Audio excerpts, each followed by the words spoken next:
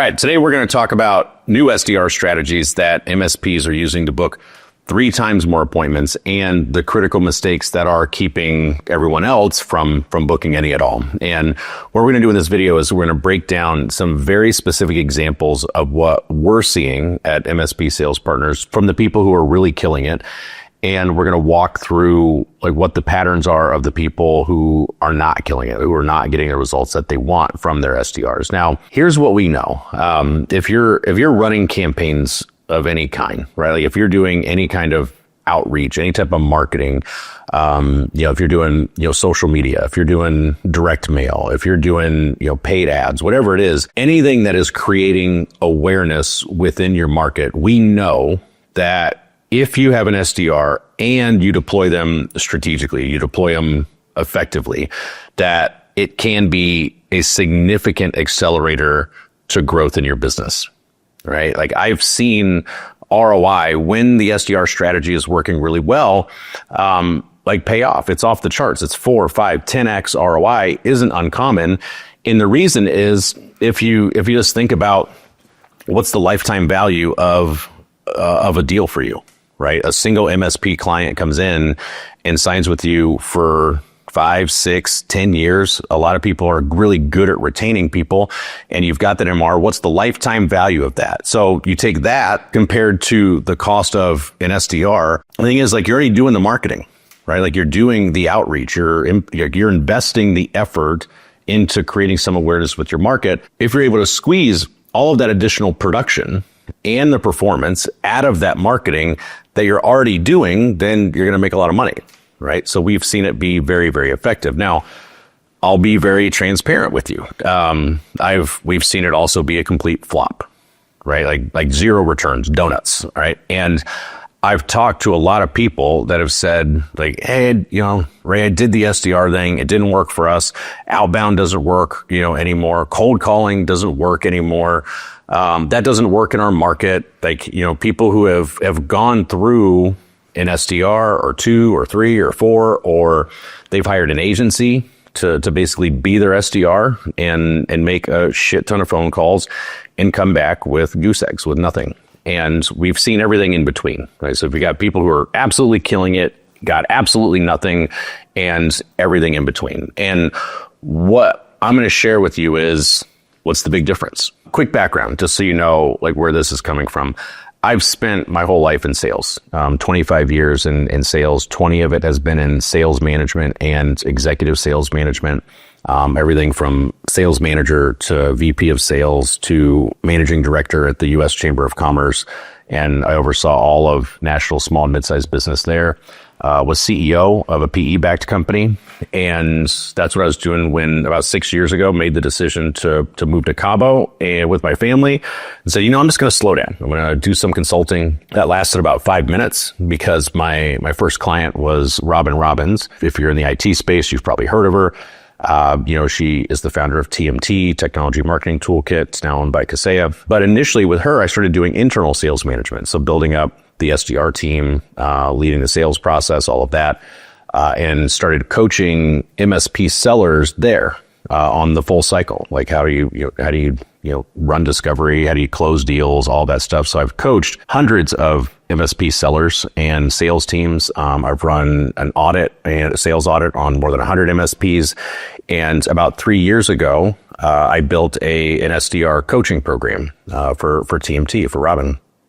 And through that process, I got a ton of exposure and a ton of information and experience with how MSPs are using SDRs, like who they're hiring, how they're leveraging them, what they're calling, how they sounded on the phone, what the offers were. And we got a lot of data from that program. Then last year, I launched MSP Sales Partners. And one of our core programs that I launched that with was fractional sales management for SDRs. And there we've hired over 100 SDRs for MSPs. We manage 65 in our program right now. So we have a lot of exposure to see what's really working, like who's killing it and what's happening when people flop. And we've spent a lot of time going through that data and looking for real patterns, like what's causing this. And that's what this video is. We've sat down and looked at it and said, hey, on either extreme, Like this is what's working, this isn't. And what I want to share with you in this video is that, so that you can have an effective, strategy to build on. Now, the main difference between the people getting really good results and people that are getting nothing really comes down to two things. One is the foundation, like the foundation that you bring your SDRs into and set them up with to start. And we'll talk about that for sure. And then there's the strategic piece of this, which is once they get into that role and they have a decent foundation, are you being strategic with how you use that person, that resource to grow? Like how you use different channels and different sources of traffic. And some people are being really strategic with this. They're being really creative with how they're using that role, and some people aren't. It's really not either or. It's not very binary. It's less, is there a foundation or not? Is there a strategy or not? And it's more of a continuum. Like, how much of a foundation do you have? Like, how strategic are you being? And from one end of the continuum to the other. But to simplify this, what I'm going to do for the sake of this video is I'm going to break this into 3 tiers. Tier 1 is I spent money. I tried this a ton of times. I've gotten goose eggs for returns. I've got no ROI. And we're going to talk about what causes that. Like there are distinct patterns when it comes to that. I promise you, I've seen them, and we'll walk through what those are. The second tier is you're getting good returns, right? Like when I think good returns, I think you're getting, 3, 4, 5 appointments on most months. You're getting, some opportunities from those. And if you do the math and you play it out because of the lifetime value of a client, it's not bad, right? Like if you're getting 4 appointments a month and 3 of them are qualified and 2 get to a proposal and you close, a third of those proposals, like that's decent money and you're ROI positive. Now, I'm not going to spend a lot of time on this category in tier 2 because what I'll show you is that tier 2 is just directly correlated to tier 1, right? The most common mistakes that cause you to get a goose egg and end up in tier 1, if you just don't do most of those things, like if you just do those things right, you're going to get decent returns.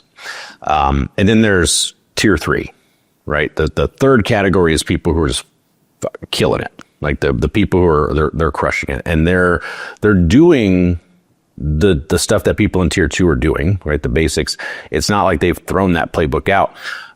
They're doing the essentials, but that's like the 101. And what I'm going to do is I'm going to walk through 3 specific case studies that of people who are leveraging the SDR beyond just the standard calling for campaigns, like the standard 101 level stuff that people are doing. And I'm going to show like how they're getting creative with it, how they're getting strategic with it. And I'm going to give you these examples that I hope you can just steal directly, right? So you can take these strategies, these case studies I'm going to show you, and implement them, or they can blend together, whatever. But maybe it just inspires you to think, hey, we could be really leveraging our SDR differently, and this is what the people who are killing it are doing right now. And there are 3 real life examples I'm going to talk through. So we're going to spend most of our time on tier 1 and tier 3. And I'll start with why most SDRs fail. Charlie Munger, who is, was Warren Buffett's partner, the late Charlie Munger. Love him, by the way. Brilliant, has some great shit. But he had a saying, and it was, if you want to learn how something works, invert. Always invert. In other words, if you want to know how to do something really well, just sit down, make a list of all the shit that doesn't work, and then don't do those, right? So if you flip it and then avoid that stuff, you'll probably do okay, right? So that's what we're going to do. That's what I'm going to start with. Of all the people that I've seen not get results, people who are not getting returns, people who've had negative ROI with their SDR, the people that are saying outbound doesn't work, cold calling doesn't work, SDRs don't work. I've tried it 100 times. It hasn't worked. What are the most common patterns? What are the mistakes that those people are making, or that people tend to make to fall into that category? Right? And there's 5 that I'm going to walk through, very distinct patterns. The first one is hiring anybody with a pulse. The challenge with this actually starts with the mindset around this role itself. If you start hiring an SDR and you're going into this with the mindset of, I'm just going to find the cheapest person to basically read this script verbatim because it's a super simple job. Anybody can do it. And so long as they kind of speak English, show up remotely sober to the job interview and, don't ask me for a ton of money, I'm going to put them in the seat. I'm going to put them on the phones and I'm going to ask them to read the script. If that's the approach that you were using with this, just stop. It's not going to work. That may be the extreme, but I hear very frequently some version of that's close to that extreme. And when people are talking about hiring an SDR, they think, well, hey, it's entry level job. It's low level. It should be simple. Virtually anybody can do this, right? And as long as I can put a script in front of them and they can read it, then they're going to get results. And they won't. It's like any job in your business, right? There's a huge difference between people that are going to be good at it and the people that are not going to be good at it. And truthfully, I've never hired a tech, all right? But I think that this metaphor sticks, and if it doesn't, you'll still understand my point, or the point that I'm making. And if you're going to go hire a level 1 tech, right, or someone introductory in your business for any introductory role, most of the things in that role are generally teachable, right? They're trainable. You can show somebody how to do the stuff that a level 1 tech does. It's not the advanced, really complex stuff that you need 5 or 10 years of experience and loads of certifications to do. You don't need all of that to understand that role. It's the stuff that if you give me a minute and I have a reasonably smart person who is coachable and willing to put in work, I can teach somebody to do this job. But if you're going to go hire for that role, you wouldn't hire the cheapest person that barely spoke English that's never turned on a computer, right? You wouldn't hire somebody that doesn't like computers, right? That would be the wrong person, even though the function itself, the utility of that role is teachable. You can take the right person, even if they don't have experience, and you can make them a good level 1 tech. The same thing is true with SDRs. In most cases, the SDR role, it's an entry level sales role. There's a huge difference between somebody that's going to be good at it though, and somebody that's not going to be good at it, right? Are they coachable? Are they a good communicator? Will they put in the work? Your day is prospecting. I don't know if you've ever sat and made cold calls or prospected and talked to people who are not customers that you want to become customers all day, but you generally get your ass kicked, a lot. And, a handful of times a day, you're going to get hung up on, somebody's going to say some rude shit. And then 3 calls later, you've got to bring that energy to the call and you've got to do it really well. And that's hard. That's why most people don't want to do the job. So my view on who you're looking for is you start with the criteria of what it actually takes to be good at that job, right? And let's go find that person. Let's not just look for the cheapest person that will do the job. And the other thing I'll say is this: if you're looking for somebody to just read a script verbatim, right? Here you go. I don't trust you to go off script because I haven't paid you enough, and I don't trust your communication skills, and I haven't screened you. So just read this script. Then you may as well just build an AI agent, right? They're going to show up to work on time. They'll be more consistent. They'll say what you want them to say more consistently. They'll stick to the script. But spoiler alert, that's not going to work either. If AI outbound SDRs worked really well, I promise you, I'd be making you a video right now to sell you that one, or to tell you how to use that one. It is not there yet, right? Maybe at some point it will be. We're heavy AI users, huge fans, but I would not trust AI bots to be making my phone calls right now. So we're still looking for a really good person in that seat. And we're not looking for what's the cheapest talent we can find. The fix here is just identifying what it takes to actually be good at that role, and then being really selective about who you're hiring for it. Even for an entry level role, because the difference between somebody good and somebody great is not 10 or 20%. It is 2 to 5x. And in your world, when you're thinking of 2 to 5x the number of appointments per month, that is a lot of money that is on the table. And that is the difference between somebody that is okay and somebody that is phenomenal. Now, the second common mistake that we see is if you're getting goose eggs on the SDR strategy, it's that you're starting with a bad list or no list. And what I mean is, if you hand your SDR a data set that's got wrong numbers, it's got wrong contacts, wrong industry, they're in the wrong market, whatever it is, and they go through and they've got to clean that list They've got to update it. They've got to research everybody on it. It's going to slow down their performance, right? Now, you generally know, like if I have no data, it's going to be hard to build an outbound strategy. Duh. Okay.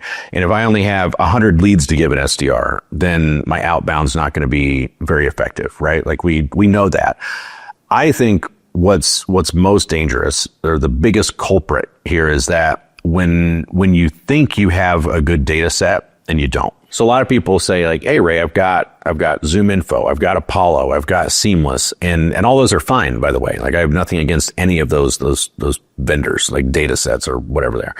But that in and of itself is not really a great clean data set to go outbound with. Like it's a very general list. And if you take a raw Zoom Info, list, or a raw Apollo list, I can almost guarantee you, unless it's been really targeted, unless you've gone through and had it enriched elsewhere and you've had some list cleaner go through something like that, that you're going to see 30 to 40% breakage or churn on that data set. So you go straight to Zoom Info or something, you pull that down, you're probably going to see 30, 40% of stuff that's just not good. Think about that. If I've got a good SDR and I give them this list, then I can pretty safely expect that they're going to get 30 to 40% lower returns than what they would otherwise expect, because they're not calling the right people. They're spending their time fixing the list, right? So just take what they would get and you've got to discount it. And a lot of people think that when you, like, cause some of the vendors will market, well, we've got 99% accurate data and all that shit. And they think by going to a vendor directly, just downloading that whole list, they've got a clean list. But what you've got to understand is that when you think you have 99% accuracy, the way that they come to that is that they measure that based on all the data points on a record, right? So you've got company name, you've got company street address, you've got zip code, you've got company phone number, you've got company website, you got all of these data points on a record. And as long as 98 or 99% of them are right, they've got 98, 99% accuracy rate. But if what's wrong on that record is the contact name and the phone number of that contact, then that record is 0% useful for the SDR unless they go research and clean it and get the data. If you take the vendor list and you put them into like a calling machine, and you haven't done anything to enrich it, and you haven't done anything to clean it, and you haven't done anything to segment it or refine that list and like turn it into like something industry specific or something like that, then you're not going to get very good results. You may get mediocre results. And now I'll talk about this one in the case studies a little bit. There's not necessarily anything wrong with having your SDR clean the list as they're going. Right? Like that is absolutely one way to do it. Like you can put it through something first and say, I've got it all cleaned up. Now let me hand it to the SDR. Or I can say, hey, I've got this raw data set from wherever the hell, whatever vendor I want, Zoom Info. And the first round of this campaign is going to be 30, 40% lower. Like, because as we're going through, we're updating the records and we're cleaning those records and we're improving the data sets and you're making the data within your CRM better. And that's what we're going to come back with a cleaner data set. And the second time we go to this and the third time, it's going to be a lot better. Like that's fine. That's perfectly fine. Like I'll share later. But acknowledging that if you don't have good data on the front end, it's really important because it sets the expectations that you have of that SDR, of that campaign, of the results that you should get from that strategy. That's the second mistake. The third mistake that we see when people aren't getting very, very good results on their outbound or their calling is they've got no offer, right? Or they've got a weak offer. Now, when I think offer, like I'm thinking, what is your pitch, right? If you've got a good SDR and you give them a decent list and they're making the calls, what is it that they're actually pitching on those calls? Now I have a slightly different view of the SDR role than a lot of sales leaders. And to me, the SDR role it's a sales job, right? Like they are selling something. And a lot of people don't think so because they're not asking for money. But what they're selling, like the price the person is paying is time, right? And so the question is, what are they selling that's worth the time that they're asking for? That is the price. Because I don't know about you, like, but if you get me on the phone you have a better chance of getting my credit card than you do my calendar, because I have more money to give you than I do time to give you, typically. So if somebody is asking for my time and they want access to my calendar, like, hey, Ray, I want your 15 minutes, your 30 minutes, whatever it is. Okay, what do I get in return for that? That's the price I'm paying. So what do I get in return for that?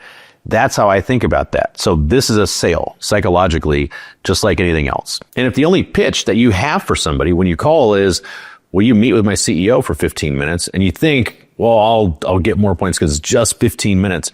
There's still a price to pay, and you will get some appointments, right? That's a blind squirrel finds an acorn every once in a while. Like you will bump into some where it's the right time, right place, or just the kind of person that says yes, on a call, but you're not going to get consistent returns.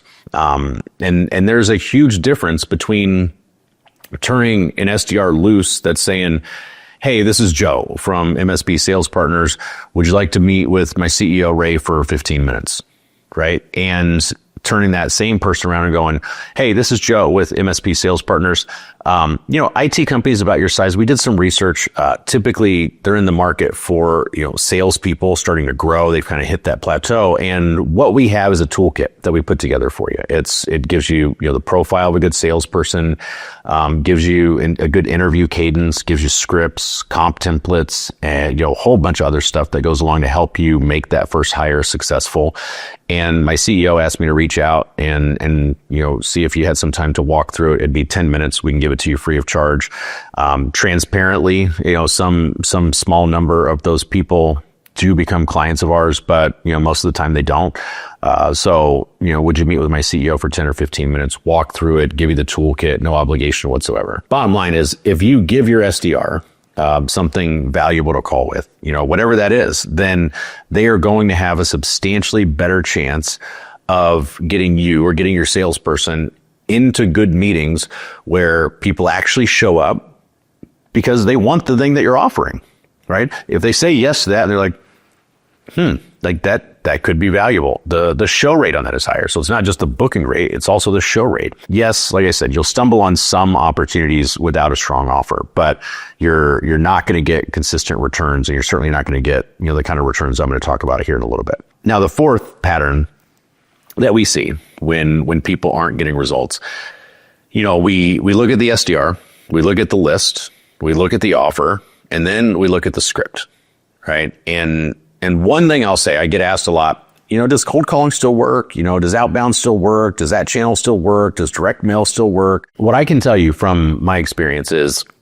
the fundamentals of sales and marketing, like the actual psychology of how we make decisions as people, doesn't really change very often. Like our psychology as humans just doesn't change that quickly. The fundamentals of sales and marketing don't change very quickly because they follow the psychology of how we're making decisions.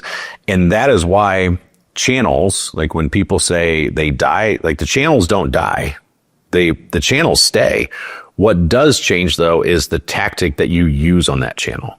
Like the way that you use that channel or what you need to do to make it work does change. But these big channels, like the big fundamental things in sales and marketing, don't really die.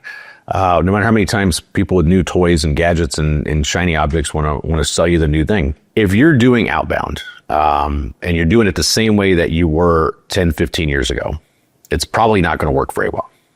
Why? Because your iPhone's got a screener on it. We have better gatekeepers. We have automation systems. We have AI gatekeepers, right? Like that's really fun for SDRs to work through. So the tactics have to change. Like the tactics that you use need to adapt in order to make the channel work. And let me give you like a specific example. One thing that we're seeing work really well right now, on outbound, on calling is permission-based openers, right? So you call and you say, hey, Ray here with MSP Sales Partners. I'll be completely upfront with you. This is a cold call. Don't mean to ruin your day, but it isn't completely random. And if you give me 25 seconds to tell you why I'm calling you specifically, and you think it's a complete waste of your time, I will hang up the phone for you, right? Something like that on the front end. From a connection rate standpoint, people go, okay, what do you got? Right? Like I've I put a time on it, 25 seconds, so the cost of this is like very, very low. I've given you the power. Like I've essentially said, hey, I'm being completely upfront. You can hang up on me, like all that. I've been transparent. That's working really well right now. Like, will it work in 18 months? I don't know. What we're seeing work on the phone changes from time to time. So the question is, are you giving your SDR the scripts and the tactics on the phone that they need, the best practices today, and the ammunition that they need to be effective today? Not last year, not 5 years ago, not 10 years ago. Like, do they have what they need and what is working in today, like to stand out, to be different? Other things that we're seeing, because we see a lot of different scripts that people come into our programs with.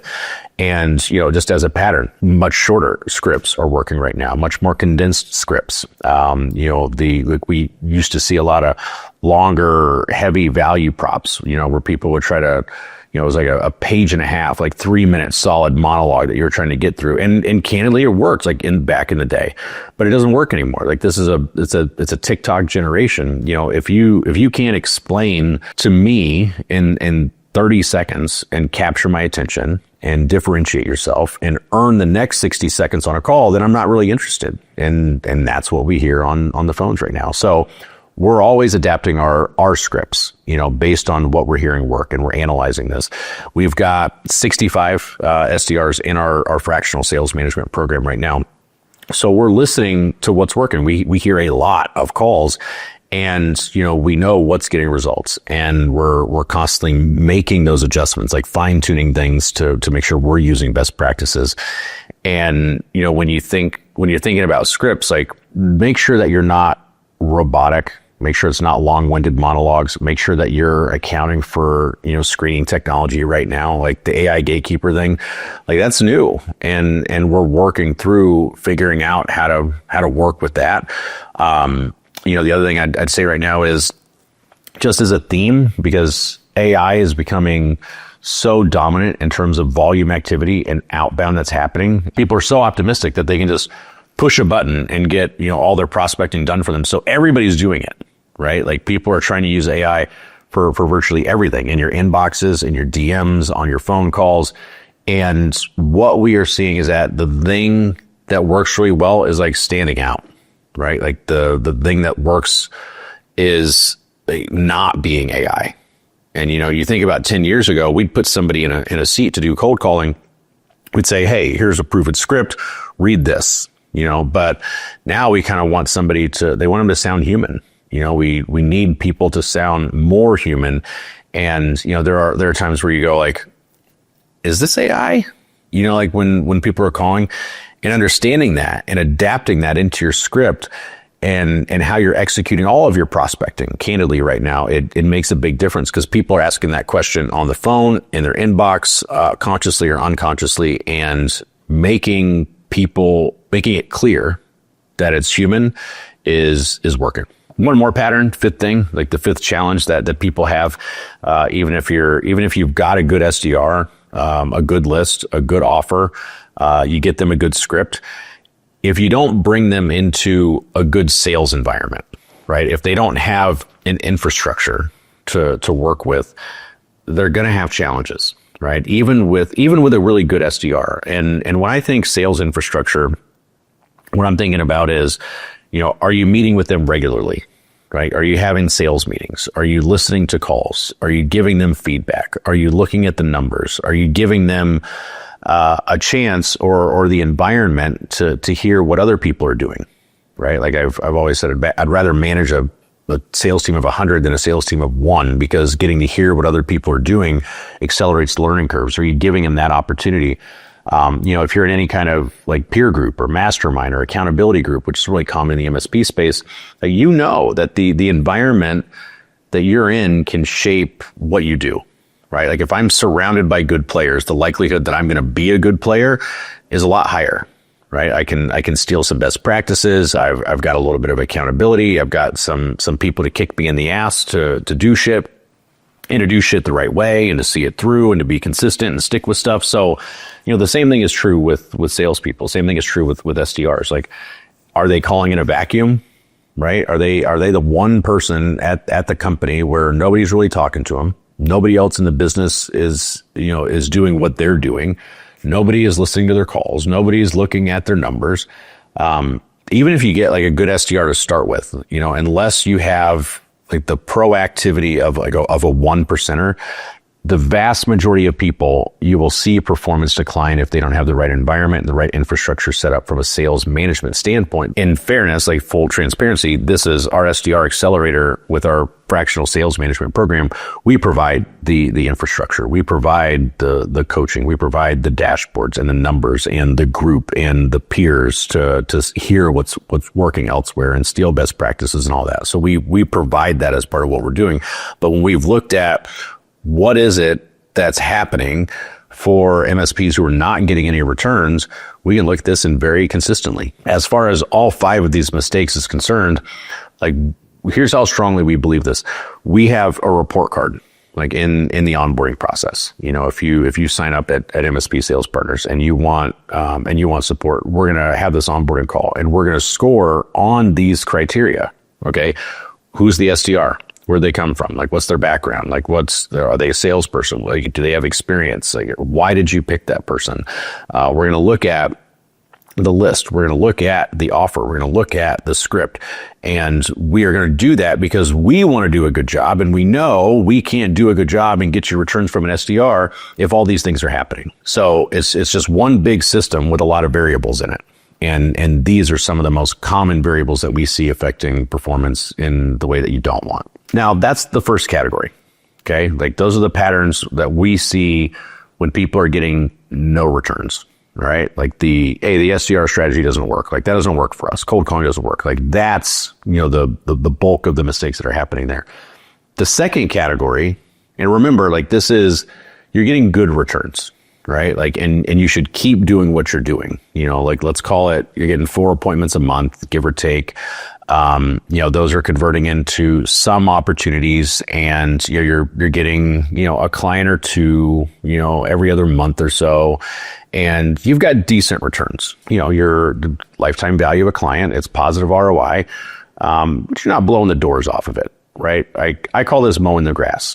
Okay. And the way you get decent returns is just look at the stuff that I just talked about and just don't do that, right? Like if you're a little bit more selective with the SDR, it doesn't have to be an A player, but if you even 70%, if you get 70% on these things, pretty good SDR, pretty good list, pretty good offer, pretty good script, and you generally have, some basic okay systems in place for them, as far as infrastructure and environment and all that, then you're going to get, okay returns. You've got a flywheel in motion. Okay. And you should keep that in motion, right? Those are decent returns, positive ROI.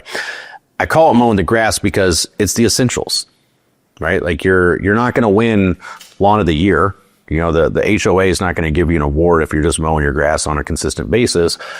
But if you don't mow the grass, like you will get the HOA called on you. Okay. So it's something you need to do.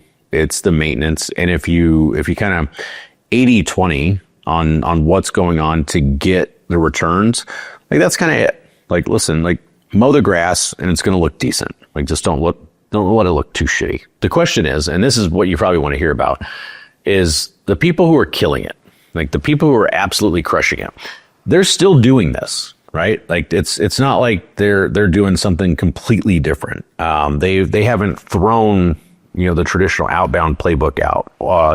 They're still doing the essentials. They're still mowing the lawn, but that's the 101.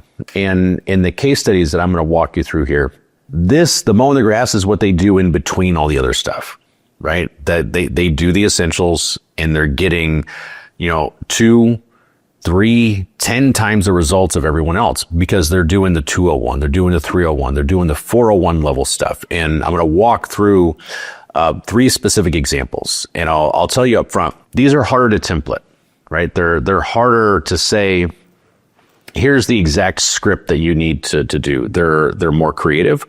They're a little bit more strategic. But they can be replicated. Like they're just not complete copy and paste. It's not paint by numbers. Like, hey, everybody just do this exact thing. But when you hear what I'm going to tell you, like you'll go, okay, like that can be replicated. And as I walk through them, you're definitely going to see how you can adapt like these strategies. And there's a full playbook that goes with this, with all 3 case studies. And in that playbook, I made it from these case studies. You've got not just the case studies, but you've got some frameworks, you've got some templates, you've got some, like a few things that go in there to help get you started, right? There's some very specific stuff. And I'll tell you how to get that at the end. It's completely free. So don't feel like you've got to take notes as I'm going through here. You've got this. All right. So the first one that I want to talk about is the prospecting Crockpot. All right. And this is with an SDR who is consistently getting 15 to 20 qualified appointments per month. And sometimes we see that spike actually higher. But 15 to 20 is very consistent.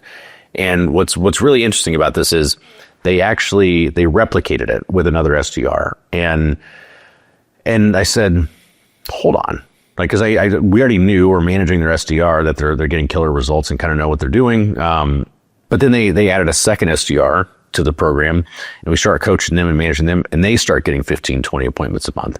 We're like, oh shit. I'm like, hold on. Because sometimes you think you have a unicorn salesperson or something, and you go, okay, like, I don't know that we can replicate all of what's happening with that person. But you get a second SDR, and you get them to ramp up within 90 days or so. And, you can have them producing 10, 15 appointments a month too. So I reached out and I said, like, listen, I'll give you all of the free consulting or whatever, like whatever you want. Like, can you just please tell me what in the hell you are doing? Like, how is this happening? Like in terms of like the system that they have behind what we're hearing and managing from the SDR directly. And they said, sure. So we hopped on a call, and they walked us through everything that they're doing. And so I'm going to share that at a high level with you. And it really starts with the mindset that they go into this with, right? Like it's how they think about it.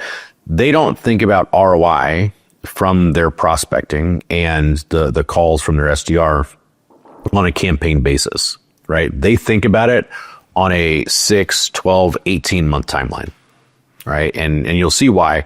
But they take a longer view of the prospecting because they do things in between that maximize the return. So it's like the stuff that they're doing in that time frame is what gets them the returns that they're talking about, that they're getting. And the best way I can explain this is it's like the microwave mentality versus the crockpot mentality, right? The microwave mentality is, I can put this hot pocket in the microwave and I can get something that's kind of edible. It's okay. Like I think it's food, and I can get that out in 90 seconds. And, it's got calories. It might be frozen in the middle, and, it's too hot to eat on the edge. Like, the drill, but it's something like, right. You can eat it and it's fast, or you can take a little bit more time. And you can get some good ingredients. You can create like a really good stew. You can like put that in the crock pot, let it simmer for a while, come home, have like a really good dinner. And the difference is going to be pretty substantial, right? Like in terms of nutrients, in terms of taste and all the other stuff. But it's not instant gratification. Like in both cases, you can serve your family either meal, like they're going to get food-ish. One's going to be a very different experience, but you can't get the same outcome in 90 seconds. Now, the way their whole campaign works, the way that they go about this, first thing they do is basically the same thing that everybody else does. Okay. Like their initial outreach is, they send a mailer out, a few days in advance.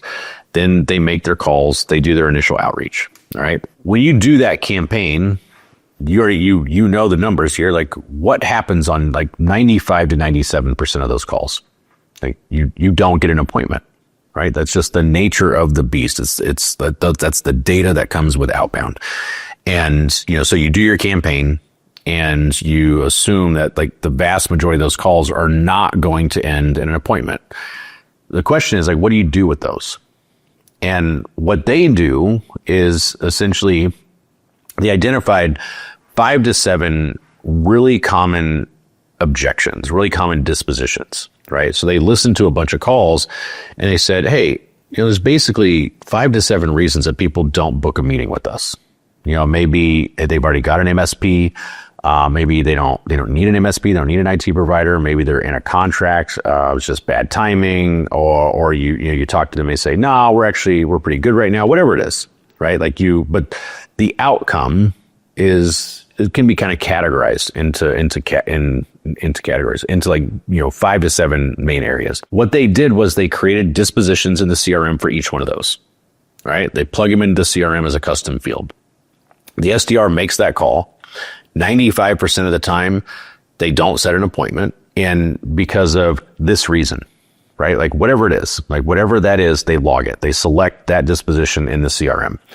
What happens at that point is every single one of those dispositions is tied to a 3 to 6 month email campaign on the back end, right? So the SDR calls and, hey, we're not going to set an appointment because of XYZ. The SDR says, okay, no problem. Well, they do better, but you get my point. Okay, no problem. Tell you what, can I just send you a quick email? Introduce ourselves. Can I just send you a quick email? Follow up in, a few months or down the road or something. So they get permission, and, can I at least keep in touch? Something like that. Vast majority of people say yes. And behind every one of those dispositions, you've now got a 3 to 6 month campaign of emails that go out that are tailored to that specific disposition. So imagine a weekly email goes out for 6 months. Okay. You sit down one time, you write, call it 24 emails, one to go out every week for the next 6 months. And all of those emails are tailored in some way, shape, or form to the disposition that they heard on the call. Right. So if they've got a great MSP, like we're good. We have a great MSP. We love our IT company. Okay, cool. What are all the different ways that you could subtly, like not directly, like it doesn't have to be direct response, selling shit every time you send an email, but like you've got months to do this. Like what could you message subtly that could introduce a little bit of doubt about what that current MSP is doing, right? Why it might be worth an appointment, why it might be worth, second set of eyes. Could you show them a case study of a company that came to you when they thought they were good with their MSP, only to find out like they were vulnerable or all this other shit was happening? Could you show them a recent testimonial? There are a number of things that you can do if you sit down and get really strategic with the messaging, knowing what the disposition is on how you can stay top of mind and subtly create some doubt and seed that doubt. And then, and by the way, like I'm not talking about like GPT written bullshit emails. Like this isn't like you go to GPT and write a response that says, hey, write me 24 emails. And, 3 minutes later, you think you've got, good emails. Like, no, you sit down, you take the time, you get strategic with the messaging and you write thoughtful, good emails. Those emails go out every single week. At the end of that sequence, 3 to 6 months, whatever it is, there's a trigger, right? Like the last thing in the sequence says, boom, hey, it's time to call this lead. Like all the emails have gone out. Now there's a task for that SDR to make that call. 3 months later, 6 months later, after they've been hit with all these emails, that SDR is now making that call. All right. Now it's a really strategic callback because the SDR is calling into they're calling a substantially better situation just overall. Right. So now mind you, the list is clean at this point. Like we've talked to somebody like that work's already been done. The contact information's been validated because I talked to someone. You've got an email and they have some awareness of who you are probably. And even if they've only read a few of the emails that you sent them, or a quarter of them, something like that, there's still more awareness. And that SDR has a more strategic reason to be calling back too.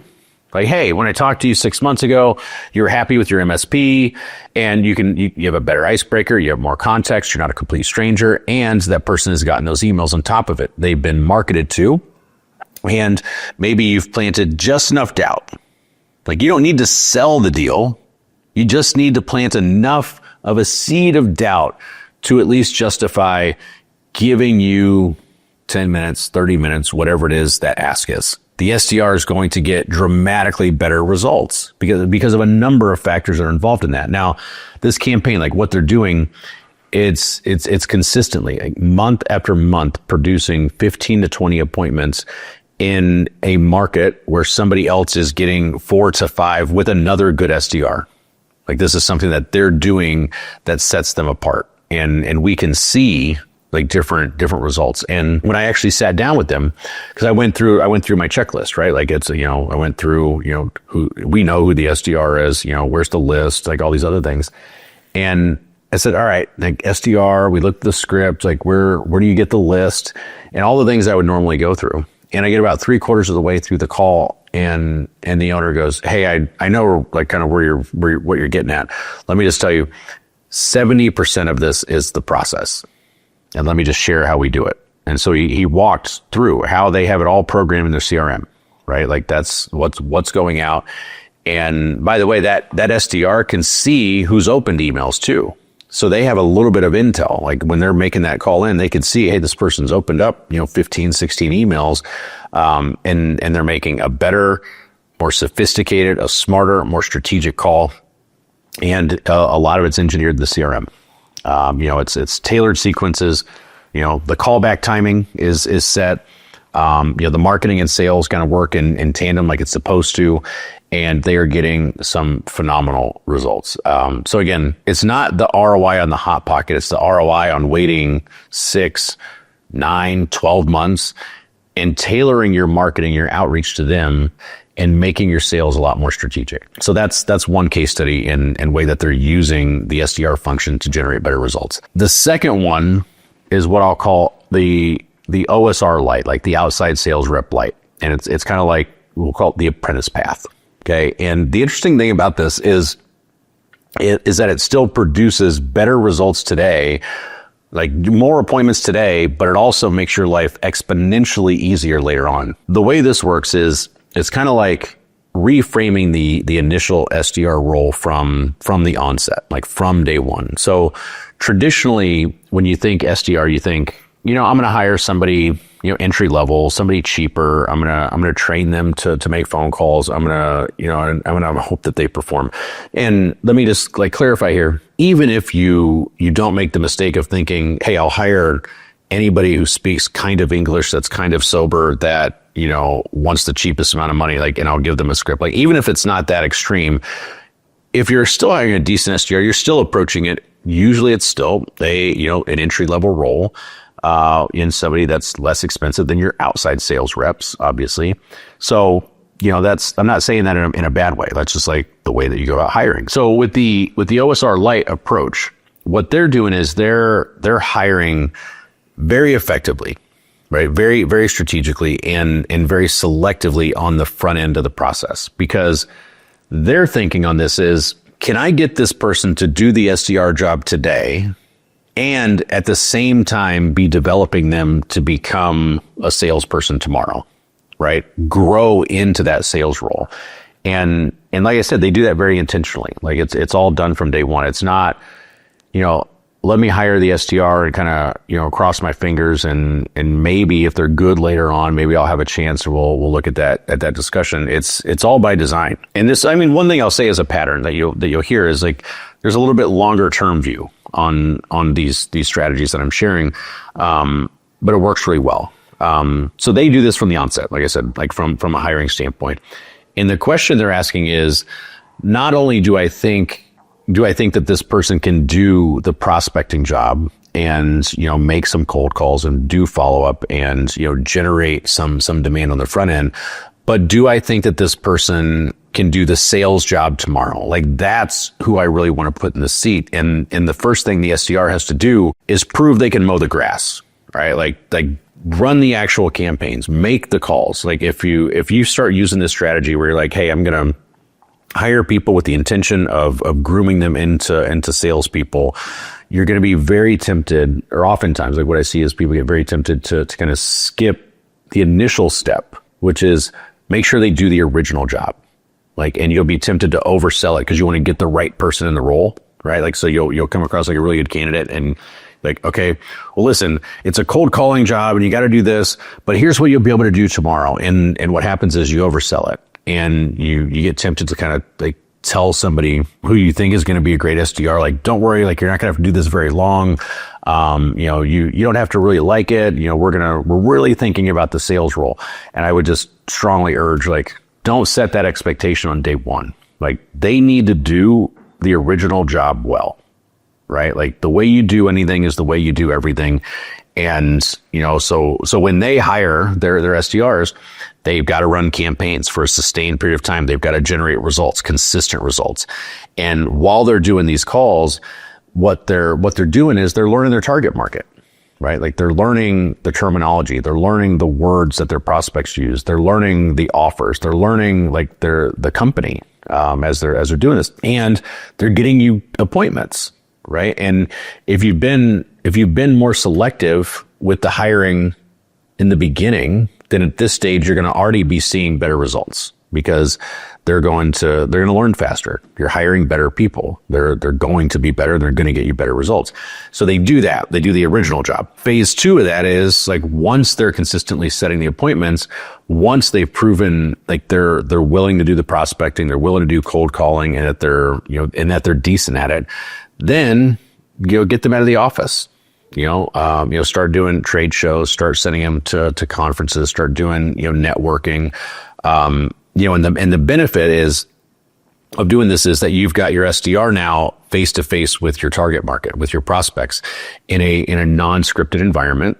And so you can hear, the questions they can hear that the questions that the market's asking. You can hear how they're responding, and you have them interacting with potential customers. Now, of the 3 case studies that I'm giving you here, 2 out of the 3 work regardless of whether your SDR is coming into your office or they're remote, right? Like, so you could have somebody from, South Africa doing 2 of the 3 of these. Obviously, if you want somebody to be going to events, and, hitting up conferences, things like that, like, they've got to be local. Okay. But when they're at these events, they're going to get a lot of appointments. And most importantly, they're going to learn, right? They're going to be, getting exposure to your market, to your customers. They're going to be learning, what questions your prospects tend to ask, and they're going to be talking to the people that they will eventually sell to. Then they start introducing them to warmer channels, like within the business. And what I will say here is, just as a rule of thumb, if you have things like inbound, if you have networking, if you have conferences, and you've got outbound, I strongly recommend, like, get people on outbound first, right? Like, have them start on the really hard stuff. Like, don't have them start on the easier channels, because if you have them start on the easier channels and then say, hey, I want you to do some cold outbound too, they're not going to really want to do that. So I start them on the harder stuff and then work in the easier stuff. So you start at this point, like, if they're doing some prospecting, they're now getting to events, give them the other channels, the warmer stuff, give them the referrals, give them the stuff from events, to, like, the event generated leads that you've got. Get them talking to higher impact prospects. You can have them start shadowing the sales reps, right? And, or the outside sales reps that they're going to be setting appointments for. If you've got them attached to an OSR, or you're the person selling, you can have them shadowing you. And that's what they do, is have them just kind of, like, sit in on a lot of this stuff, observe first. So they're in the SDR role. They're now starting to go to conferences. They're setting appointments, for 1 or 2, sales reps. And now now that you've got them shadowing, like, what's going on, they're learning your process. Then maybe have them start running some qualifying calls. Like, if you've got a 10, 15 minute call before the discovery call, have them sit in on the discovery calls. Have them review proposals. Like, you can record your proposal calls, your presentations, have them reviewing those. Like, they're just getting this immersion, like this gradual immersion into the whole sales process through the outside sales rep that they're setting for while they're still doing the job. And then you just start giving them more responsibility. Like, piece by piece, it's a consultative sales process. So you've got qualifying, you've got discovery, maybe you've got an assessment, then you've got proposals. So you've got ways to graduate them through the process and get them a little bit more exposure to each step as they go. What they're having them typically do is run one part while they shadow the next part, and then run that part while they shadow the next part, and then run that part as they shadow the next part. So it could be, doing your prospecting, then, shadowing or listening to, your qualifying, and then running qualifying, listening to discovery, running and, listen to shadow discovery and, and listen to proposal, something like that. And what you're effectively doing is you're just looking at it. You're saying, all right, what's the lowest risk thing I can have them do next? Okay. Like if I'm starting here and I'm trying to get them here, then what's the next lowest risk thing that I can just incrementally keep adding to their process? And at any point in this process, if it throws up any red flags, cool. Like, all right, is it coachable? So they go, okay, like when they ran that discovery call, like here's the playbook that we have. So is it coachable? Is it something that you can train on? Or is that person maybe giving you the signal that they're not going to be that person?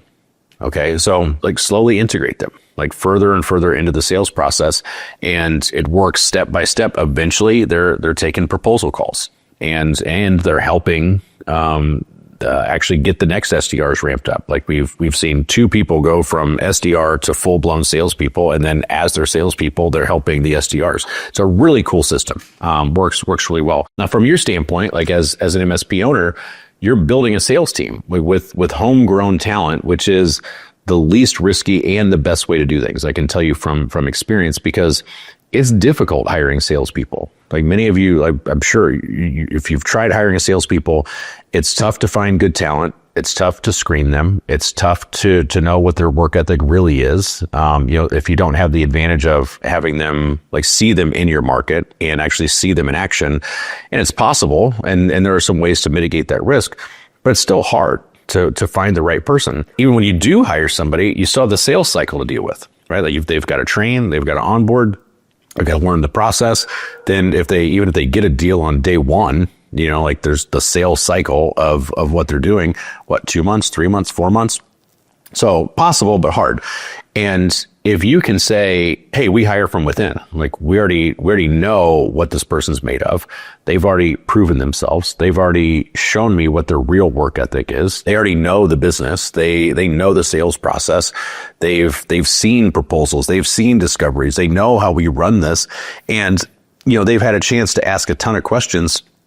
It's just less risky, right? So that's why it works from your standpoint. From the SDR standpoint, the job itself, like most SDR roles, it feels like an entry-level job. It is. It's a monotonous job. It's, you're making 75, 80, 100 calls a day. And that gets boring for most people.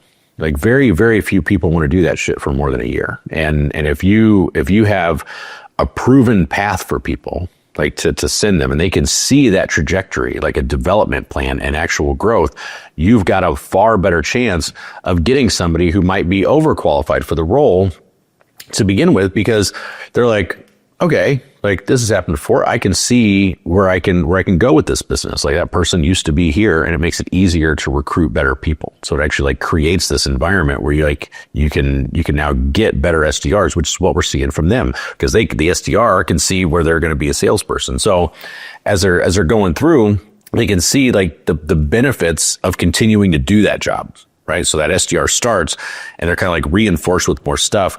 And you get to, you can break up their day from the monotony with, networking events and trade shows and, shadowing other calls and listening to other calls. And, in the meantime, you're getting more return on the actual prospecting work that you're doing. And think about it. Like if I go to trade shows, if I go to conferences, I'm busy.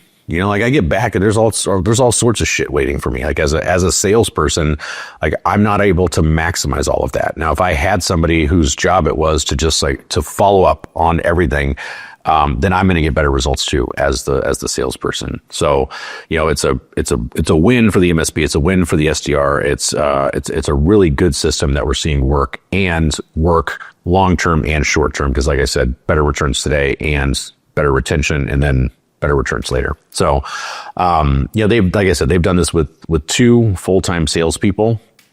And it's who I coach on the sales side that I coach on the SDR side. And I tell you, it's very cool. Candidly speaking. So that was the second. Now the third case study, I'm going to call Mowing the Grass 2.0. All right. Now what I like about this one is it requires the least modification to basically anything that you're doing today if you have like traditional marketing. So if you're getting okay returns, like decent returns, and you're running some campaigns and you're making a few calls afterwards, something like that, and you find yourself positive ROI, but you're not killing it. You're not getting the results that you really, really want.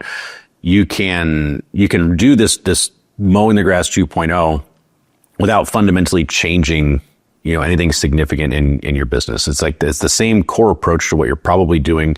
We're just adding to it. Now, let me break this down. Traditional campaign, a lot of MSPs that I talk to, the way that I see them being run is it's kind of like a 7-day campaign, right? Like you hit kind of 2 channels. It's like 4 touch points, and it feels something like, hey, we send the mailer on Thursday, right? And then we make a call on Monday, and then we make a call on Wednesday, and then we make a call on Friday. And if we don't have returns, we kind of like put it back in the hopper, and it gets a call back in 6 months, right? Like that is what I see very frequently in the MSP space. And what you basically have is you have 2 channels. You have direct mail in that case, or you can do it with email or whatever outreach you're doing. But you've got, as an example, like direct mail, and then you've got your calls. And then you've got 1 week. You got Monday, Wednesday, Friday for your calls.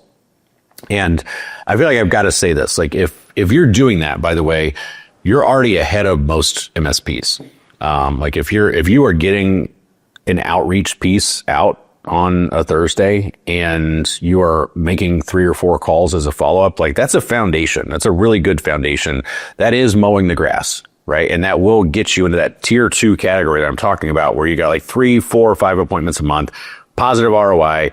Like so long as you're not making the mistakes that we talked about in tier 1, I get good foundation. Like I'm not beating that up, but we can make it a lot better. The challenges with like the traditional campaign, if that's what you're running or something like that, are really twofold. One is, on a campaign like that, it's a really narrow time frame, right? Like you're calling Monday, Wednesday, Friday. In that window, like a lot happens. You could be out on vacation. It could be seasonal stuff. Like there's a whole number of reasons why in 3 phone calls you don't reach somebody, but a few more may have, right? It's just, so it's a narrow window.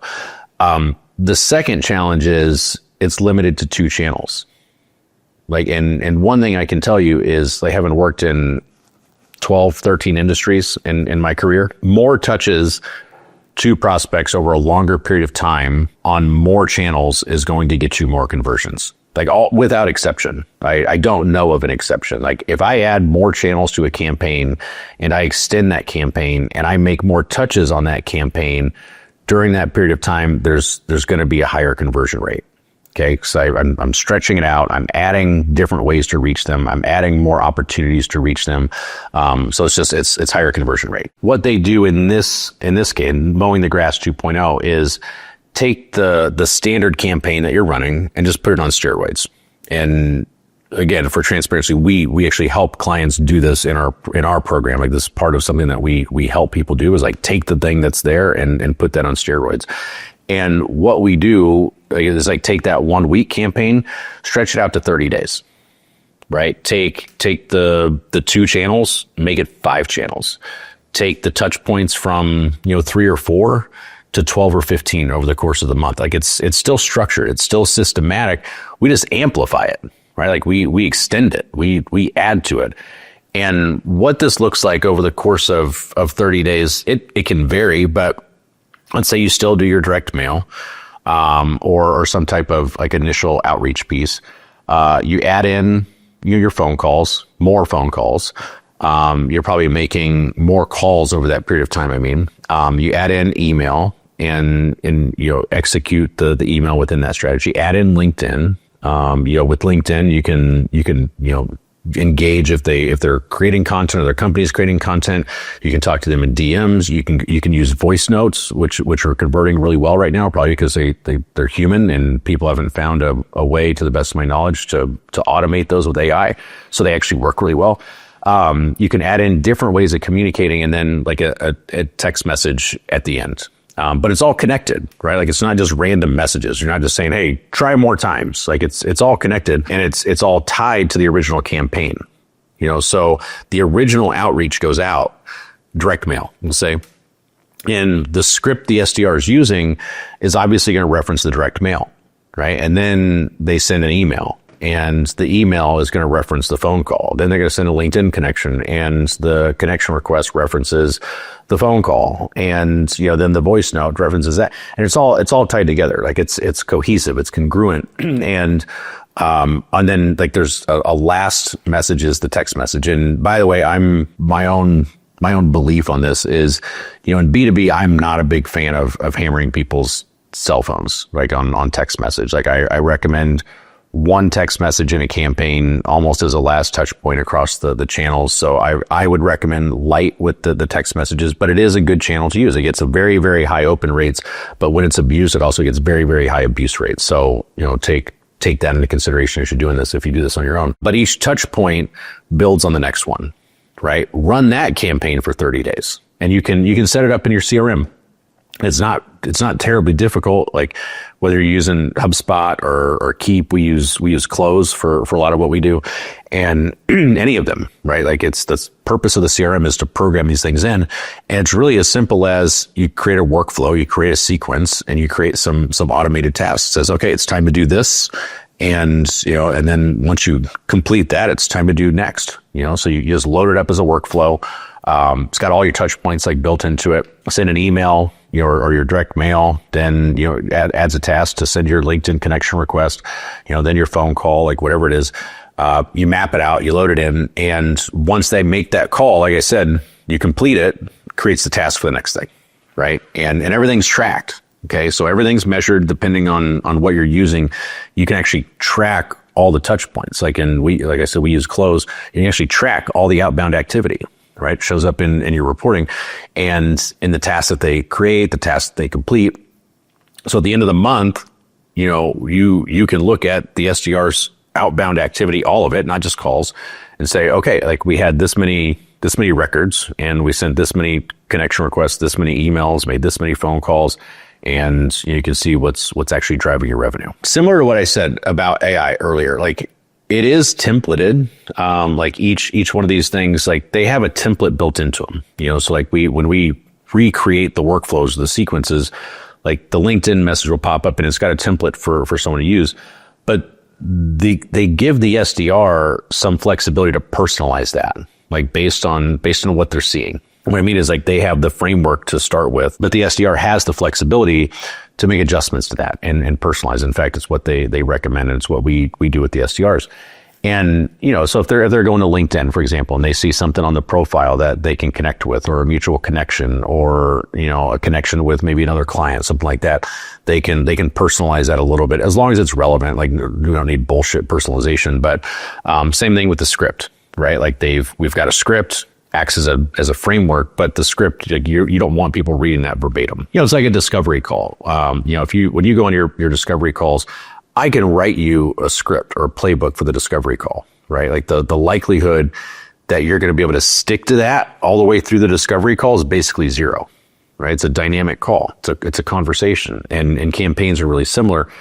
If you're going to be emailing, if you're going to be calling, if you're going to be on LinkedIn, I can give you the script, I can give you the template, but over that many touch points, there are going to be things that you need to make adjustments. In fact, I want you to do that. And that's what's going to help you stand out from a lot of the spam and a lot of the AI shit that's filling people's inboxes right now. But this goes back like full circle, right? All the way back to the beginning. You've got to hire people that you can trust to communicate.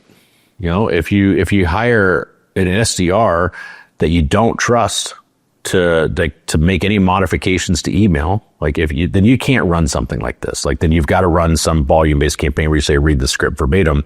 Like they have to have some degree of variation to be human and to make campaigns like this work. They've got to be able to talk, right? Like they've got to be able to think on their feet. They've got to be able to call an audible. And we've got plenty of playbooks for this stuff. Like even with the dynamic stuff, like it doesn't have to be verbatim. Right. But, we've actually built playbooks and done a role play with sell by chat. Like when you're talking to people in DMs, all that stuff can be done, but again, not scripted. Now this works Because at the end of the day, I think it just comes down to the simple part of this, which is more touch points over a longer period of time on more channels, right? And if you can take the fundamentals that you're already seeing, that you're already executing, like if you're in that second category and you're getting okay results, then you can redo that campaign, put that on steroids. You can 2, 3, 4x the results that you're already getting by modifying what you're doing. Like you don't have to overhaul stuff. All right. And you'll see better results. So that's the third case study and the third thing we're seeing very, very consistently, within our program and with some specific MSPs who are implementing it as well. So those are the 3 examples. You've got the prospect and Crockpot, 15, 20 appointments a month consistently, sometimes more, 25, 30, through disposition based like nurture campaigns and strategic callbacks. And 70% of that, according to them, is the process. You've got the OSR Lite, which is, a couple successful SDR to salesperson transitions that we've seen, that we've been part of. More in the pipeline right now, so basically building your sales team from within, instead of gambling on your outside sales hires later. And the Mowing the Grass 2.0. 2 times the return by simply amplifying like what you're already doing, like a standard campaign across more channels, across over a longer period of time, and stretching that out. I put together a full playbook that goes along with all 3 of these case studies, right? So like for the Crockpot, I've got a framework for the emails, like examples of the actual emails that are being used for one of the dispositions. For the OSR Lite, I've got there's a checklist in there with a timeline of how they're implementing like the phases, like how they're working about it. So I just kind of semi-documented what they're doing and what their individual steps were. And for the 2.0 campaign, we actually took one of the standard campaigns that I see frequently, like from people that come into our program, and we just rewrote it. Right. And we put that in there, like with templates and messaging that you can use, and you can obviously like change it. I recommend it. Don't, templates are okay to start with, but I recommend changing it. And all that's in our MSP sales toolbox, which is free. The link is in the description below. You can grab that playbook, templates, checklists, frameworks, and there's other resources in that toolbox. We actually put new stuff in there frequently. So, you have lifetime access to it, again, completely free. And real quick, if you want help with the SDR stuff in general, we do have the SDR Accelerator. It's basically fractional sales management for MSPs specifically, where we do a lot of the sales management for you, right? We've got dedicated sales managers who have dedicated sales teams. They're running sales meetings every week. They're listening to calls, they're coaching calls, they're training. We help with, with recruiting. We've got custom dashboards that you have access to. You can see not just your SDR, but, the team that your SDR is on, the other teams that we have. We offer some support with dialers and, like I said, recruiting. And we have a similar program for outside sales reps as well. The link is in the description. If you want to check that out, happy to hop on a call at some point if you have questions, or if you just want to grab the playbook. That's at mspsalestoolbox.com. There's a link below. And then last thing, drop a comment below. If this has been helpful, if you've made it this far, I hope that it's been helpful in some way. Tell me, like, which of these are you going to try first? Or are you going to combine them? Is there another strategy that you're seeing work? I'd love to hear about that. And if it was valuable, would appreciate it if you hit subscribe. We put out a lot of content like this for MSPs, who are serious about building a real sales engine. That's been my career, and with MSP sales partners, everyone in our company has sales management experience, which is what differentiates us. So hit subscribe, feel free to follow along in the content, and hopefully there's enough here for you to give us a like and a comment. I'll see you in the next one. Adios.